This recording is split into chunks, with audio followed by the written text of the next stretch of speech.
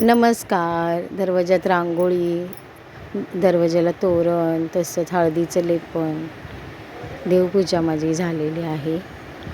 आणि आज पुरणपोळीचा नैवेद्य बनवलेला आहे. अक्षय तृतीया असल्यामुळे अक्षय तृतीया हा 3.5 मुहूर्तापैकी एक मुहूर्त आहे. तर पुरणाची पोळी मी बनवत आहे आणि देवांना नैवेद्य, तसंच पितरांनासुद्धा आज नैवेद्य म्हणजे घास ठेवायचा असतो वाडी. आणि बघा, अक्षय कलशाची सुद्धा मी स्थापना केलेली आहे. मंत्रतंत्र जाप आज करावेत आणि अक्षय कलशाची स्थापना करावी. तसेच आज अक्षय तृतीयेच्या मुहूर्तावरती मी डेली मिनी ब्लॉग आपल्या चॅनेलवरती टाकणार आहे. तर सर्वांना अक्षय तृतीयाच्या खूप खूप शुभेच्छा.